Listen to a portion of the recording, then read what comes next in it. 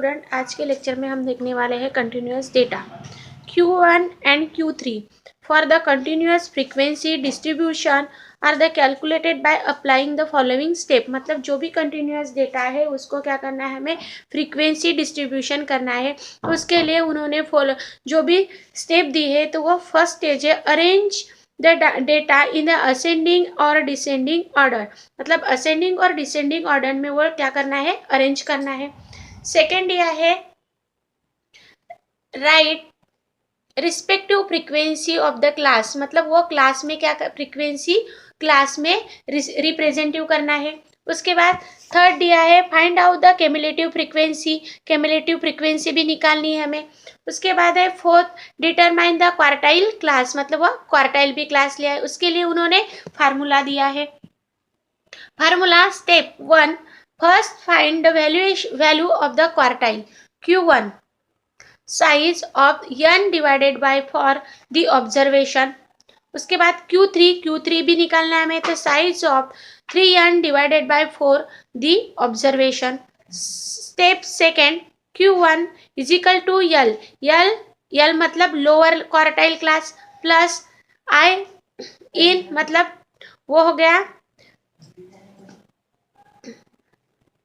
In divided by 4 of CF divided by F into H। मतलब I का मतलब जो भी हमारे क्यूमुलेटिव फ्रीक्वेंसी रहता है, तो वो क्यूमुलेटिव फ्रीक्वेंसी मतलब लोअर लिमिट।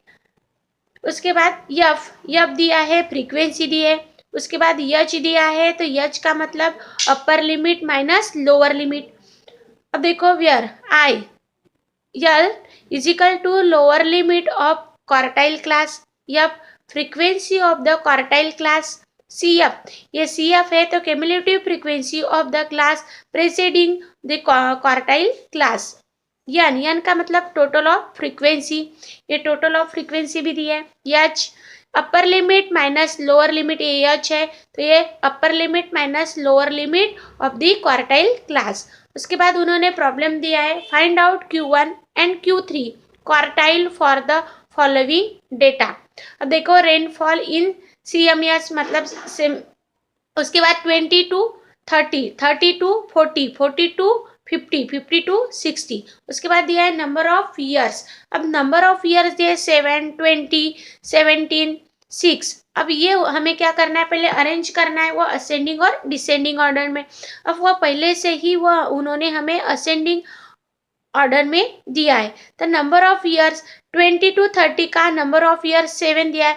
उसके बाद हमें क्या निकालना है, क्यूमुलेटिव फ्रीक्वेंसी मतलब CF निकालना है। तो 20 to 30 नंबर ऑफ ईयर्स 7 है। अब देखो क्यूमुलेटिव फ्रीक्वेंसी कैसे निकालेंगे, 7 के 7 वैसे ही लिखेंगे क्यूमुलेटिव फ्रीक्वेंसी असेंडिंग। उसके बाद 30 to 40 नंबर ऑफ ईयर्स कितना दिया है, 20 दिया है, तो 7 + 20 कितना आ गया, 27। उसके बाद 40 to 50 नंबर ऑफ ईयर्स कितना दिया है, 17। अब देखो 27 + 17 तो वो आ जाएगी क्यूमुलेटिव फ्रीक्वेंसी 44 आ जाएगी। उसके बाद 50 to 60 नंबर ऑफ ईयर्स कितना दिया है, 6 दिया है। अब ये 44 + 6 वो आ जाएगा 50। अब ये हो गए हमारे क्यूमुलेटिव फ्रीक्वेंसी। उसके बाद n निकालेंगे, तो n हमारा है number of years. Number of years इसका मतलब नंबर ऑफ ईयर्स की टोटल, तो n आ जाएगा 50। तो अब देखो 7 + 20 27, 20 + 17 44, 44 + 6 वो 50 आ गई। अब देखो हमें Q1 निकालना है, तो उसके लिए हमें फर्स्ट स्टेप पर जाना है। तो हमारी फर्स्ट स्टेप है size of n divided by 4 the observation. तो लिखा हमने Q1 is equal to size of n divided by 4 the observation. Q1 is equal to size of, अब n कितना निकला हमारा 50 divided by 4 the observation.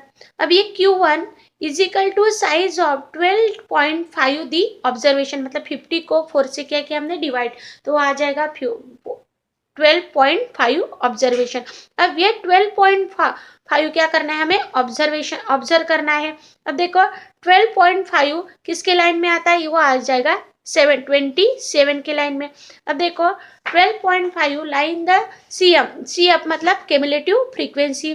27. Therefore first quartile class is the 30-40, मतलब ये 30 और 40 के ग्रुप में आ गया।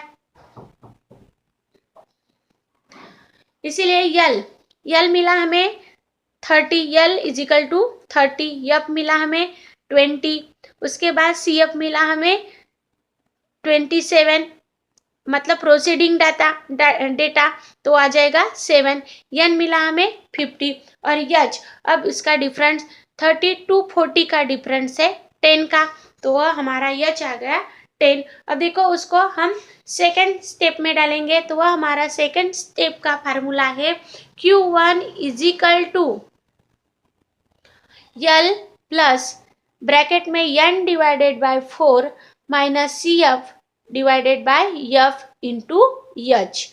अब देखो Q3 हमारे यल मतलब लोअर लिमिट कितनी निकाली थी हमने 30, तो लोअर लिमिट है हमारी 30 प्लस अब यन कितना आया था हमारा, यन आया था 50 नंबर ऑफ एटम, मतलब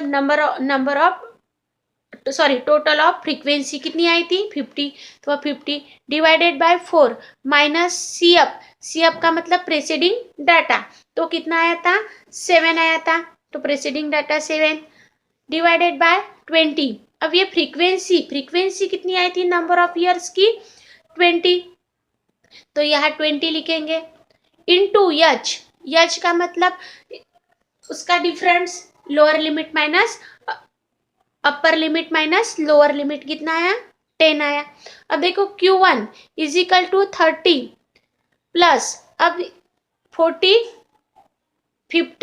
डिवाइडेड बाय 4 कितना है 12.5 माइनस सी एफ कितना है 7 डिवाइडेड बाय एफ कितना है हमारा 20 इंटू 10 30 प्लस अब उसको 12.5 से 7 माइनस किया कितना आएगा 5.5 divided by 20 into 10। Q1 is equal to 30 plus उसको हमने मल्टीप्लाई किया तो आ गया 55 divided by 20।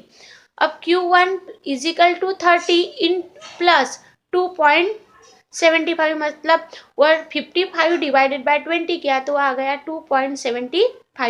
Q1 is equal to 30 उसकी टोटल की हमने 30 प्लस 2.75 तो वह आ गया हमारा Q1 32.75, तो ये हो गया हमारा क्वार्टाइल डेविएशन फर्स्ट, मतलब Q1 निकाला गया।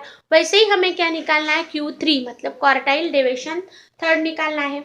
तब देखो उसके लिए भी फार्मूला है हमारा, अब यहाँ Q1 निकाला हमने Q1 लिखा, उसके बदले में हमें क्या लिखना है Q3 निकालना है। तब देखो Q3 के स्टेप 1 पर जाएंगे, द साइज ऑफ 3, अब ये क्वार्टाइल 3 निकालना है इसीलिए 3 इंटू n मतलब नंबर ऑफ एटम, इसके लिए नंबर ऑफ एटम यहाँ क्यूमुलेटिव फ्रीक्वेंसी है इसीलिए नंबर ऑफ एटम नहीं लिखेंगे तो उसको लिखेंगे total of frequency. 3 into total of frequency कितनी है 50 divided by 4 the observation.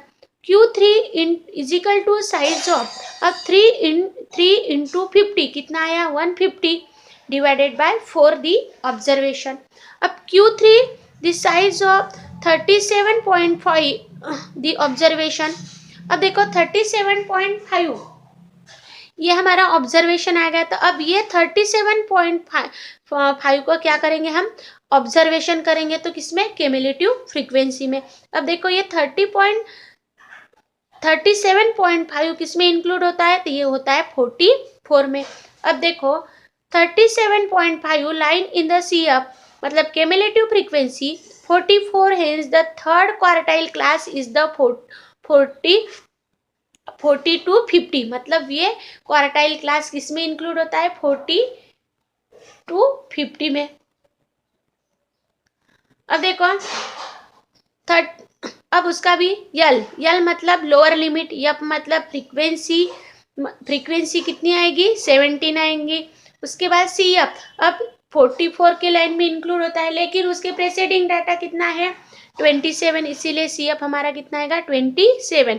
N मतलब number of total of frequency, H मतलब higher limit upper limit minus lower limit मतलब उसका डिफरेंस। अब देखो क्वार्टाइल थर्ड मतलब Q3 का फार्मूला है यल प्लस 3n डिवाइडेड बाय 4 जो हमने निकाला है वो 37.5 माइनस सी एफ कौन सा लेंगे, प्रेसिडिंग डाटा, मतलब जो भी हमने क्लास लिया है उसके ऊपर का 27 divided by number of frequency. अब ये फ्रीक्वेंसी कितनी आएंगी हमारी, 17 आएंगी, इंटू 10। अब देखो Q3 is equal to 40 plus 37.5। अब देखो 3 इंटू 50 कितना डिवाइडेड बाय 4, तो वो कितना आ गया हमारा 37.5। तो 37.5 माइनस सी एफ कितना आया हमारा 30 से, मतलब क्यूमुलेटिव फ्रीक्वेंसी के ऊपर, मतलब जो भी हमारी प्रेसीडिंग डाटा है वो 27 डिवाइडेड बाय 17।